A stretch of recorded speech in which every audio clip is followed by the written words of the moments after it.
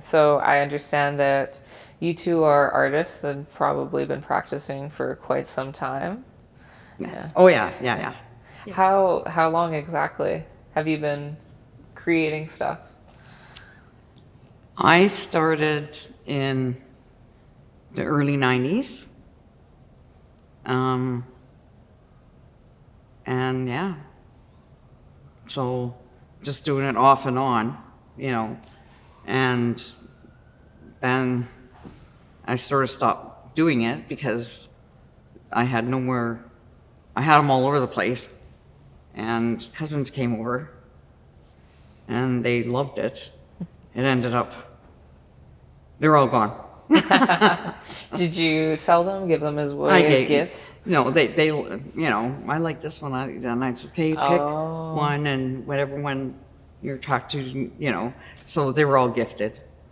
That's But, lovely. you know, I was going to bring it to a place where they had the Aboriginal things and just give it to them. Ah. And I had no plan on selling. I have issues selling, you know. Understandable. You know, I have a really, because that's not how it was taught. And so I have a really, really hard time accepting the money. You know, I'd rather trade. Because at the beginning, when I started, everything was trade. You know, and it's not like that anymore. It's hard to find, but if there's somebody, I mean, I can't help but give them, you know, and yeah. So what do you create?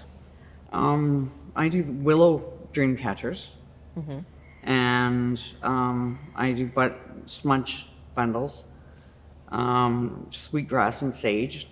Some are just sage, and some are sage and juniper, and some were sage, juniper, and sweetgrass. And then I do the braiding of the sweetgrass. I grow my own. I got it from Okotoks, Alberta. I just send away, and I've been growing it for 20 years now. That's incredible. Yeah. So that's my artwork. That's fantastic. Yeah.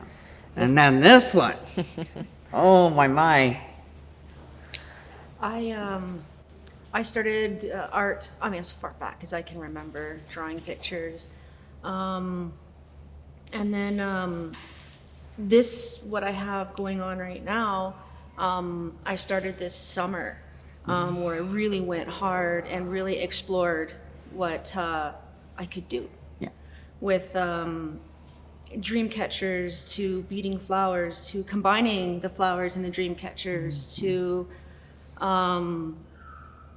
loom work with beads. A kind of a little bit of everything is what I've kind of dabbled in this summer, and I love it.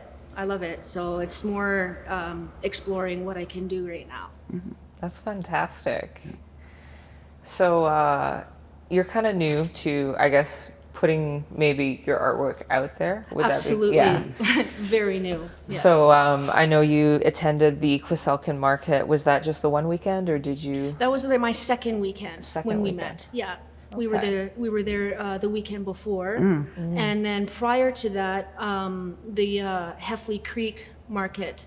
At the Heffley Creek Hall, they had a market, and that's where my very first one was. Yeah. So we've only done like literally 3. Yeah. Okay. Yeah. That's incredible that you're just kind of getting out now and just trying to explore what the area has to offer. And Exactly. Yeah, that's Exactly. really cool. So being a new artist, or kind of new to being out there to the public platform, Yes. What kind of supports or resources do you think you would really benefit from? I think it would be like the networking part where you get invited out. How to get, because you can't just walk on to something like a market or something, like being invited and having, yeah, I think. And also with the COVID, online as well. I think online would be a huge way to get our art out as well. But again, I have no idea how to do it or what to do. So I think that would be beneficial. Yeah. Okay. Okay. So, do you have any advice or anything that you want to share about your personal journey so far that you think could help another aspiring artist? Try it. Try it. Even though it may look intricate, the art or whatever, and everybody has so much talent, just try it, is what my advice would be. You would be amazed what you can do if you actually try. That's my advice. Yeah. Just do it. Have fun with it too. And that's- Enjoy it. yeah.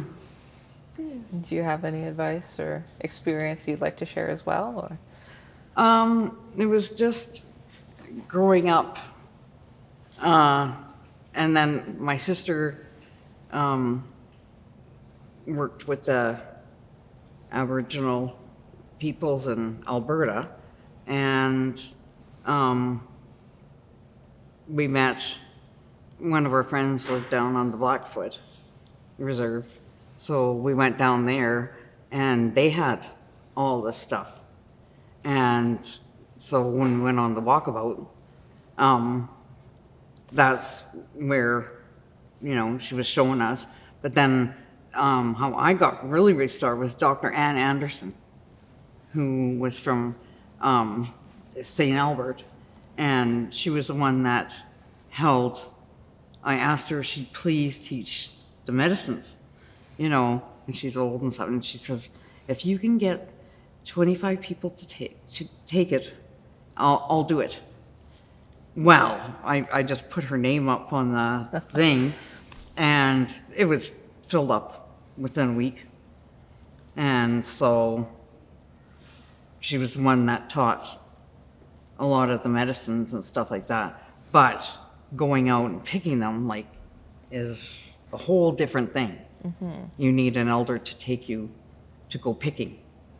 And where to pick, what time to pick, and so that's where I really got started. And then meeting other indigenous people, and then I worked at the battered women's shelter for years, and a lot of the women would come in off the reses. And wherever, and so I worked with them, and I learned so much from their creativity and and just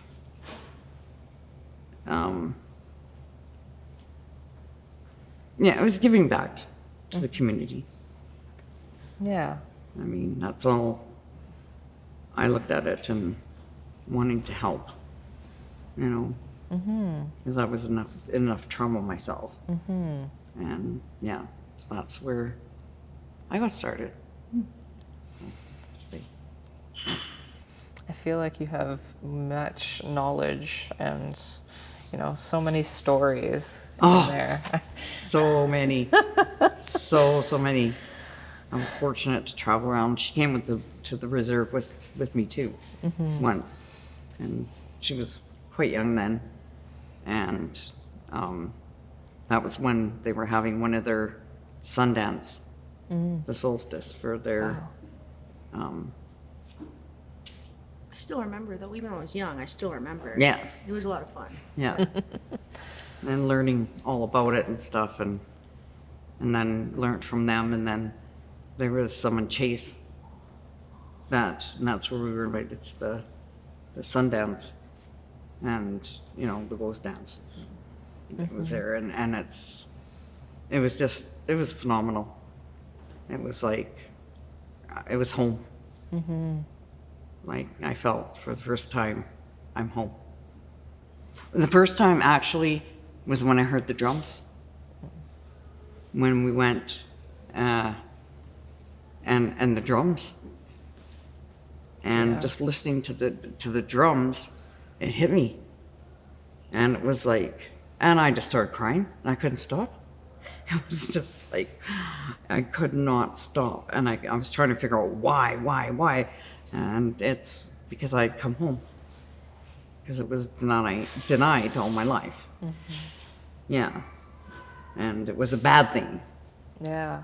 you know, and then when I accepted it and learned all about it, and just the drums, when we go to the round dances in Edmonton on pound makers, Okay. and so yeah, I took every opportunity to learn, and being invited to the tradition and the culture and the ceremonies and stuff like that. It was just a blessing for me. It was healing. It was very, very healing. Yes. And so I really miss that. And because of COVID, you know, there hasn't been powwows anymore and stuff. And so, yeah. It's, you know, sharing your stories and your Yes. knowledge and your experience and what Yes. you went through. That is Yes. so important. Yeah. And I'm not afraid to take time out of my day to do that, Yeah. to listen. Yeah. Yeah. Oh no, went through a lot to get to the point. And the first start was acceptance that I'm okay. Yeah. Thank you too so much for coming in, and especially to come up here and share, you know, the parts of yourself and Yeah. to share your experiences, your stories, what it's like being an artist. Thank you so much.